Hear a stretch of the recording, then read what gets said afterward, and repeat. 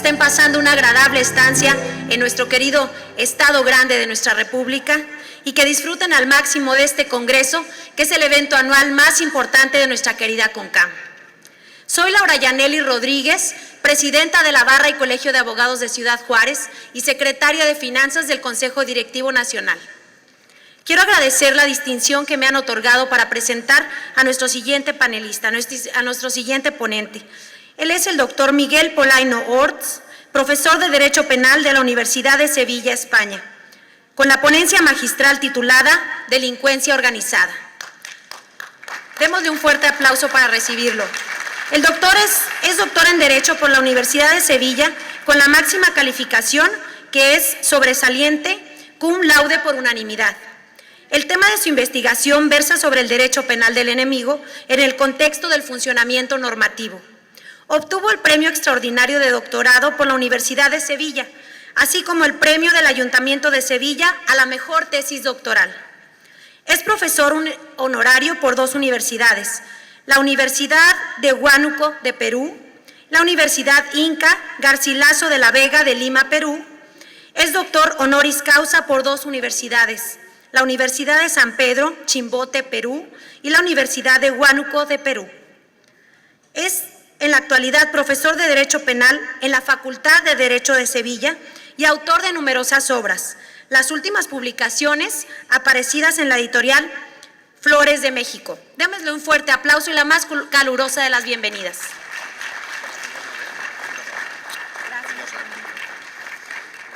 Señoras y señores, muy buenas tardes. Permítanme que comience esta breve charla. Quiero que sea breve porque ya sé que es la última de la mañana y ya están todos ustedes un poco cansados, ¿no?, después de las brillantes conferencias anteriores. Permítanme que comience esta breve charla con un ejemplo literario. Con un ejemplo que quiero extraer de una de las obras cumbre de la literatura universal, que es Don Quijote de la Mancha. En uno de los capítulos más interesantes de ese libro se narra el encuentro de Don Quijote y de su escudero Sancho Panza con un grupo de presos. A Don Quijote le llama la atención que el último de los presos, un chico joven de edad de unos 30 años, bien parecido, culto, listo, inteligente, pícaro y locuaz, le llama la atención que ese último chico, llamado Ginés de Pasamonte, va atado, lleva unas cadenas mucho más voluminosas que los de los demás, y tiene una cadena que le rodea por el cuello, que le baja las muñecas, que a su vez le baja a los pies, le impide dar pasos tan avanzados como los de sus compañeros, etc., ¿no? Y le pregunta Don Quijote a los guardianes por qué va ese último preso con tantas prisiones más que los demás. Y la respuesta que ofrecen los guardianes es, en mi opinión, un preciso resumen de la política criminal actual en el mundo del derecho penal del enemigo y de la criminalidad organizada. Dicen los guardianes, ese último preso, Ginés de Pasamonte, ha cometido él solo más delitos que todos los demás juntos y es tan atrevido y tan grande bellaco que aunque lo llevamos de esta manera no vamos seguros de él, sino que tememos que se nos ha de huir. En este ejemplo de Cervantes, con el que yo he querido comenzar esta breve ponencia, se ponen de manifiesto la existencia de 2 formas, de 2 tipos de delincuentes, o quizá mejor, de 2 formas de atentar contra la norma jurídica. De un lado, todos esos primeros presos a los que se refiere Cervantes, que yo lo he pasado por encima en este breve relato, esos primeros presos que son sujetos que, por regla general, respetan la norma de manera incidental en un momento determinado. Como el hombre no es perfecto, pues comete un error en forma de delito, un desliz reparable, dice el profesor Jacobs, una metedura de pata en forma de delito, y después de eso vuelven al respeto normal, usual a la norma jurídica, vuelven a respetar por regla general la norma jurídica. Y en segundo lugar se encuentran aquellos otros presos, como este último sujeto al que ha aludido Ginés de Pasamonte, que no solamente persisten en su actitud contraria a la norma, sino que después de cometer un delito siguen representando un foco de peligro para los demás, siguen representando un impedimento para la juridicidad completa, siguen representando un modo de conmover el Estado y de impedir que los demás ciudadanos puedan verse amparados por la norma jurídica y al mismo tiempo puedan beneficiarse de los efectos protectores de tutela de la norma jurídica. Bien, este es el resumen, digamos, en el ejemplo de Cervantes se pone de manifiesto el resumen de la discusión actual, a pesar de que esa obra de Cervantes de 1605, ahora más de 4 siglos después, se sigue discutiendo exactamente sobre lo mismo. ¿Cómo combate el Estado a los sujetos que conmueven las bases del mismo? Y este es el resumen de mi ponencia. Y también una introducción al tema, ¿no? También el tema que va a tratar el doctor García Víquez, que es un poco sobre el derecho penal en el mundo actual, el derecho penal globalizado. Para poder pronunciar esta charla y poderme encontrar aquí con todos ustedes en este congreso magno, ¿no?, organizado por la CONCAM, he sido objeto de una amable invitación. Quiero agradecer a los directivos de la organización, en concreto a mi querido amigo y compañero, don José Alfredo Fierro, que ha tenido la amabilidad de incluir mi nombre en esta selecta nómina de invitados, que me da la oportunidad no solamente de visitar, como digo, Chihuahua por primera vez, sino también de encontrarme con amigos muy queridos como el doctor García Víquez o como los profesores que han intervenido en la mañana, ¿no? El doctor Quintino, el doctor Gesbert Benavente, con quien había coincidido hacía años, y ahora al cabo de los años idos es un gusto volver a encontrarme con ellos. Bien, el concepto de derecho penal del enemigo que yo he resumido con ese ejemplo literario, este concepto fue acuñado en el año 1985 por un profesor alemán muy conocido, el profesor Jacobs, ¿no?, mi maestro alemán, con quien yo he tenido el gusto de venir en alguna ocasión a este bello país de México. El profesor Jacobs acuñó ese concepto en el año 85 y él se refería, en una conferencia que pronunció en una jornada de penalistas en Frankfurt, él se refería a una problemática existente en el Código Penal alemán que ahora veremos, y se refería en concreto a la problemática de la criminalización criminalización en el estadio previo a la lesión de un bien jurídico. Así se llamaba su conferencia, criminalización en el estadio previo a la lesión de un bien jurídico. Jacobs decía, si analizamos el Código Penal alemán entonces vigente, pero salvando la distancia también vigente en la actualidad y también vigente en gran parte en México, en España y en todos los países democráticos, decía, si analizamos la legislación vigente, vamos a ver que existen una serie de figuras, 4, 5, 6 figuras, que tienen en común una serie de características más agravadas, más contundentes, y que se diferencian de la gran parte de los artículos restantes, los 400, 500 artículos restantes del Código Penal. A esos pocos artículos se le llamó el profesor Jacobs derecho penal del enemigo, y a los restantes artículos le llamó derecho penal del ciudadano. Esto significa ya de entrada 3 cosas. Primero, el derecho penal del enemigo, concepto que, como digo, acuñó Jacobs, tiene una base empírica incuestionable. Él no acuña el concepto para proponer algo, sino para describir algo que ya existe. Las normas que ya existían en el Código Penal y que trataban de un fenómeno especialmente grave de criminalidad. En segundo lugar, se tratan de normas excepcionales, cuantitativamente excepcionales y cualitativamente también excepcionales. Desde el punto de vista cuantitativo, porque son pocos los artículos que tienen esta serie de características en común frente a la gran mayoría de artículos de derecho penal del ciudadano. Y cualitativamente porque se refiere también a una forma de criminalidad especialmente contundente, especialmente grave, que pone de manifiesto el potencial lesivo de los sujetos, pero también pone de manifiesto el peligro en que se encuentra, en que se halla la propia sociedad, que se ve conmovida con este tipo de delincuencia. Y en tercer lugar, y eso también es interesante, el concepto de derecho penal del enemigo se contrapone al de derecho penal del ciudadano, ¿no? Pero además también ese concepto que Jacobs utiliza en el año 85 se produce, digamos, lo acuña en el año 85, como digo, en una situación muy anterior a los atentados del 11 de septiembre de Nueva York, etcétera, etcétera, que muchos críticos diagnostican o identifican como el nacimiento del derecho penal del enemigo. No es cierto eso. Primero, el concepto existía mucho antes, ¿no? Desde mucho antes, del año 85. Pero es que además, el contenido del concepto, aquello a lo que Jacobs llama derecho penal del enemigo, existía desde tiempo inmemorial. Ya de los filósofos clásicos, desde los presocráticos, existen textos donde se discute cómo combate el Estado a esos sujetos desestabilizadores. Bien, ¿cuáles son las características del derecho penal del enemigo y a qué ejemplos se refería el profesor Jacobs? La primera característica del derecho penal del enemigo es el adelantamiento de la punibilidad, o lo que también se llama la anticipación de las barreras de protección estatal. El derecho penal del ciudadano, el derecho penal usual, actúa cuando se ha producido ya una lesión o al menos una puesta en peligro de un bien jurídico. Para decirlo gráficamente, cuando tenemos un muerto encima de la mesa es cuando el derecho penal actúa y entonces le imputa a un sujeto la producción de esa muerte y le imputa un delito de homicidio, de asesinato, del que fuera, y le impone una pena de 20, 30, 40 años de prisión. Cuando ya tenemos esa constatación es cuando el derecho penal empieza a actuar.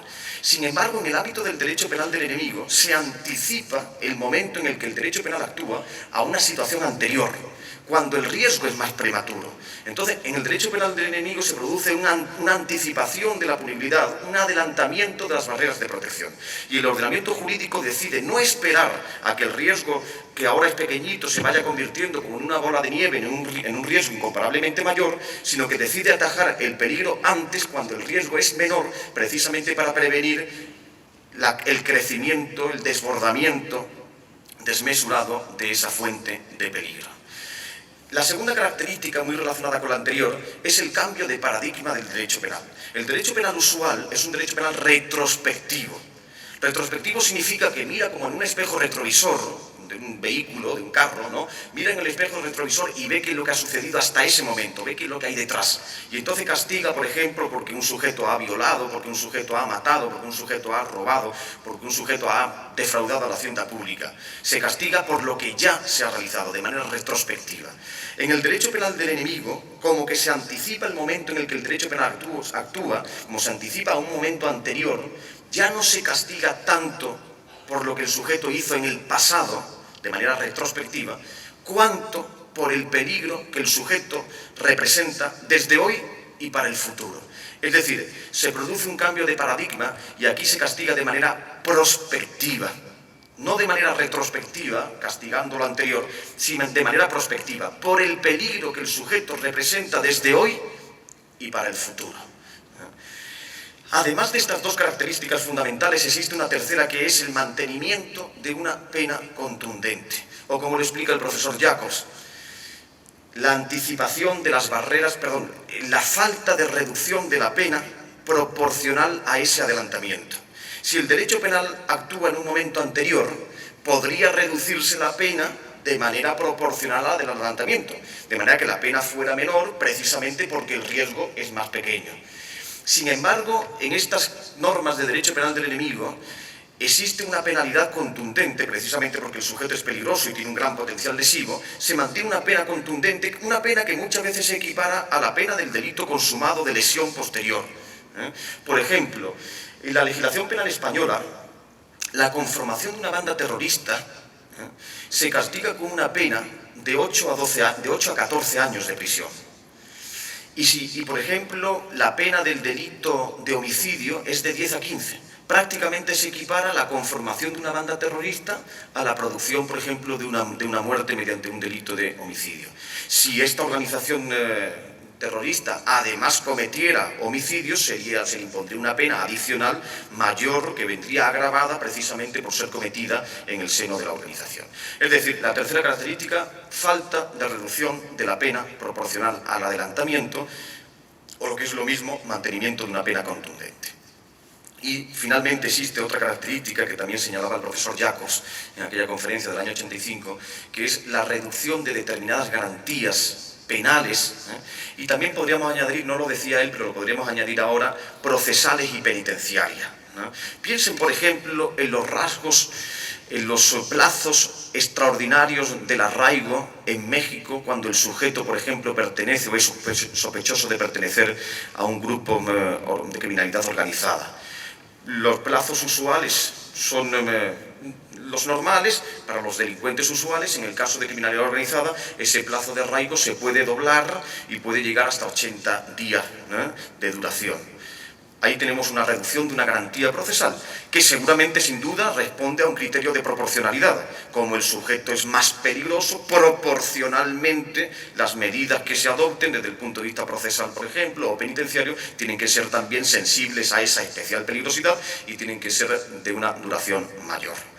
Bien, estas son las características esenciales del derecho penal del enemigo. ¿A qué normas se refería el profesor Jacobs? Bien, el ejemplo fundamental de derecho penal del enemigo, el ejemplo paradigmático, es la delincuencia organizada. No solo pero es el ejemplo paradigmático. Existen algunos otros ejemplos, pero la delincuencia organizada es el paradigma esencial de esta forma de criminalidad. La delincuencia organizada, en el crimen organizado, ¿no?, que se llama desde el punto de vista sociológico, criminológico, de esa manera, delincuencia organizada, criminalidad organizada, desde el punto de vista dogmático se utiliza más el concepto delito de organización o también delito de estatus. Se le llama delito de estatus porque se sanciona, y así lo dice el artículo 2 de la Ley Federal Mexicana contra la Delincuencia Organizada, se sanciona a sujetos que forman parte de la organización y se les sanciona por el solo hecho de formar parte de la organización. Así dice el tenor literal de la propia ley mexicana, por el solo hecho de formar parte de la organización. Es decir, se sanciona a sujetos que se asocian conformando una organización que además tiene una finalidad delictiva y se les sanciona por tener el estatus de ser miembro de la banda o de la organización.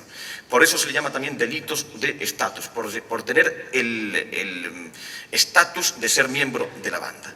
Bien, estos delitos de organización se caracterizan por esa estructura compleja. De un modo, el elemento asociativo, la reunión, la confluencia de varias personas al mismo tiempo.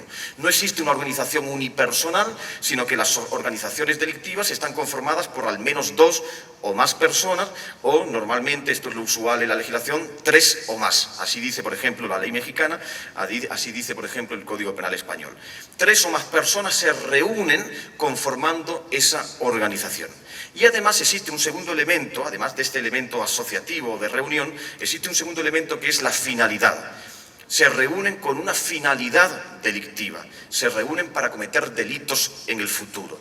A esa finalidad delictiva se le llama entonces el delito fin, el delito con cuya finalidad se reúnen. Estos son los dos elementos que definen la organización delictiva: la reunión, confluencia de varias personas al mismo tiempo, más la finalidad delictiva. Sin embargo, si analizamos cada uno de estos dos elementos, vamos a ver que se tratan de elementos considerablemente neutrales. Se trata de elementos que en sí no tienen un sentido delictivo marcadamente evidente. Analicemos, por ejemplo, el primero de los elementos, la asociación de varias personas. Si ustedes se fijan, la asociación o la reunión de varias personas es, por regla general, un derecho fundamental. Un derecho fundamental reconocido en las constituciones. La Constitución Política de los Estados Unidos Mexicanos reconoce ese derecho fundamental de reunión. Y así yo me puedo reunir, por ejemplo, con el doctor García Víquez, y con la maestra Ana María Soto. No me puedo reunir, por ejemplo, y conformar una asociación de tipo cultural, la Asociación de Lectores de Octavio Paz, por ejemplo. O nos podemos reunir y conformar una asociación de tipo deportivo y nos hacemos socios de un equipo de fútbol, de los Pumas o de los Águilas, por ejemplo, ¿no? O nos asociamos en una asociación de tipo político y nos hacemos miembros de un partido político democrático, etcétera, etcétera. Es decir, nosotros en tanto ciudadanos disponemos de ese derecho fundamental de asociación. Nos podemos asociar en diferentes ámbitos, en diferentes sectores, organizaciones, organismos, etcétera.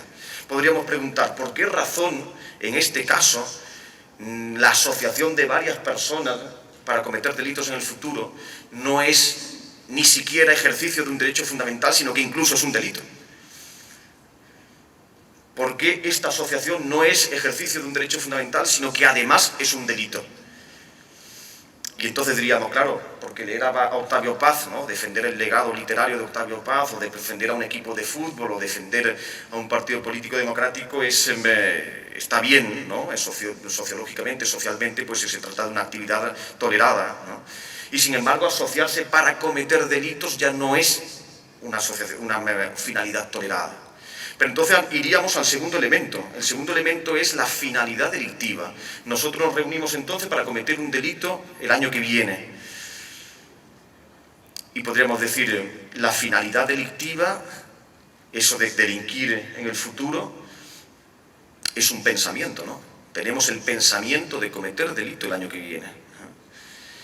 Y el pensamiento, los hemos estudiado en la lección primera de teoría del delito en todas las facultades del mundo. El pensamiento no delinque. Cogitationis poenam nemo patitur, decían los romanos. El pensamiento no delinque. O como dicen los alemanes, el pensamiento no paga aduanas. Si esto es así, si el delito de organización es un derecho fundamental de reunión más un pensamiento una finalidad que es un pensamiento y el pensamiento no delinque, cómo la suma de esos dos elementos en principio neutrales, derecho fundamental más pensamiento que no delinque, cómo la suma de esos dos elementos es igual a un delito de organización. Y el fundamento se encuentra en que la criminalidad organizada no se puede explicar exclusivamente sobre la base, por la suma, por la adición de estos dos elementos, sino que la criminalidad organizada es algo más, algo diferente a la suma de estos dos elementos neutrales. La criminalidad organizada consiste en conformar una organización más o menos visible en la sociedad, más o menos transparente, que tiene ya una idoneidad lesiva, que genera ya una perturbación social, que conmueve ya las bases del Estado. Y esa capacidad de desvirtuar, esa capacidad de generar peligro en la sociedad, es lo que se tiene que combatir mediante este tipo de normas especiales, especialmente agravadas, para poder neutralizar el riesgo que estas organizaciones ya generan en la sociedad. Y si ustedes no se imaginan muy bien el riesgo que se genera, piensen, por ejemplo, que ustedes vivieran, sus vecinos puerta con puerta fueran miembros de una asociación o banda de delincuencia organizada, que no sería delictiva hasta que no actuaran, hasta que no cometieran el delito fin. Sin embargo, la mera existencia de esa banda, que normalmente hace acopio de armas de fuego, de explosivos, de instrumentos peligrosos, la mera existencia de esa banda ya les genera a ustedes una perturbación. Ustedes no estarían tranquilos sabiendo que sus vecinos puerta con puerta forman parte de esa organización. Ni podrían salir tranquilamente a comprar el pan o a tirar la basura, es decir, a hacer acciones tan absolutamente cotidianas, de manera que la mera existencia de esa organización ya les genera a ustedes una perturbación social y ya les impide tener la mínima seguridad que los ciudadanos necesitan para poder desarrollar su cualidad, su condición de personas en derecho. Precisamente por eso existen las normas especiales de criminalidad organizada, como por ejemplo en México. México fue uno de los países pioneros que en el año 96 adoptó esta ley federal contra la delincuencia organizada, que incorpora en su artículo 2 esta figura de crimen organizado. Se combate a sujetos que se reúnen con una finalidad delictiva sin esperar a que los sujetos lleven a cabo esos actos terroristas. De manera que el derecho penal anticipa, el derecho penal adelanta su momento en el que el derecho penal actúa y combate a esos sujetos recién cuando los sujetos se reúnen conformando la organización sin esperar a que realmente cometan el delito fin. Si además de conformar la banda, cometen el delito fin, cometerán dos delitos diferentes. Uno, el de crimen organizado, y otro, el delito fin. Pero para cometer el primero, no es preciso cometer el segundo. Para ser responsable de un delito de organización delictiva, de banda armada o de crimen organizado, únicamente se tiene que tener la idoneidad de cometer delitos en el futuro. De manera que en la delincuencia organizada no se sancionan los delitos cometidos a través de la organización, sino lo que se sanciona es la organización como delito. La organización ya es un delito que genera una perturbación social, por eso debe ser combatido como delito autónomo. Eso que no sería no más que el acto preparatorio del delito posterior, nosotros nos reunimos para cometer un delito posteriormente, entonces la reunión sería algo así como un acto preparatorio del delito posterior, no se sanciona como acto preparatorio, sino que se extrae del iter criminis de ese delito fin y se sanciona como delito consumado aparte, respecto del cual hipotéticamente también cabe la tentativa y los actos preparatorios. Ya sería mucha anticipación, parece, ¿no? La legislación mexicana decía antes, será castigado los sujetos que conformen que conformen una organización delictiva, etcétera, por el solo hecho de formar parte de la organización, y decía los sujetos que se organicen o acuerden organizarse. Esa coletilla, acordar organizarse, se ha excluido del texto del artículo 2 de la Ley Federal contra la Delincuencia Organizada, y con razón, se ha excluido y con razón, porque ese acordar organizarse ya supone un adelantamiento del adelantamiento de la punibilidad. Una cosa es organizarse, que ya es un adelantamiento respecto al delito fin, pero el acordar organizarse es todavía una anticipación de la anticipación, un adelantamiento del adelantamiento. Ya es demasiado lejana esa conducta. Pero se sanciona una conducta de organización que es una conducta adelantada respecto del delito fin. Nos organizamos para cometer delitos en el futuro y, sin embargo, nos sancionan ya por habernos organizado. De manera que el ordenamiento jurídico contiene siempre este tipo de normas especiales para combatir la criminalidad organizada. Y así debe ser, y así debe ser. Porque, y con eso quiero concluir para dar paso al doctor García Víquez, el Estado de Derecho trata con ciudadanos y los ciudadanos tienen la obligación, por el hecho de vivir en sociedad, tienen la obligación de aportar su granito de arena, brindando seguridad a los demás. De manera que yo tengo que respetar sustancialmente las normas, no me puedo saltar las normas del tráfico, no puedo ir por ahí agrediendo a los demás, sino que yo tengo el deber de aportar, de realizar una conducta positiva, que es ofrecer seguridad. ¿Qué hace el Estado de Derecho frente a los sujetos que no solamente no brindan esa seguridad, sino que la niegan expresamente? ¿Cómo combate el ordenamiento jurídico a los sujetos que ponen en jaque, en solfa, exactamente a las bases del Estado? A ese plus de aseguramiento, que se requiere frente a sujetos especialmente peligrosos, se le llama derecho penal del enemigo. Y esa forma de combate especializado frente a sujetos que representan un plus de peligro se ve clarísimamente en el ámbito de la criminalidad organizada. Acabo de publicar un libro, un par de publicaciones en la editorial Flores de México sobre esta materia. En uno de ellos analizo con el profesor Jacobs, que por cierto hoy es su cumpleaños, acabo de hablar hace un rato con él, estaba en Alemania, me ha transmitido también un saludo para todos ustedes. Pues acabo de publicar un libro con el profesor Jacobs sobre esta materia, sobre cómo debe combatir el Estado de Derecho a la criminalidad organizada y desde el punto de vista general, ¿qué significa eso de derecho penal del enemigo? La conclusión sería la siguiente. El derecho penal del enemigo en racionadas dosis es una necesidad del Estado de Derecho. Sin estas normas especiales que combaten una forma especial de peligrosidad que es la criminalidad organizada, el Estado de Derecho sucumbiría. De manera que desde este punto de vista se debe aplicar de manera restrictiva el concepto de derecho penal del enemigo para mantener a flote el Estado de Derecho y con ello también los derechos fundamentales de los ciudadanos. Nada más, muchas gracias.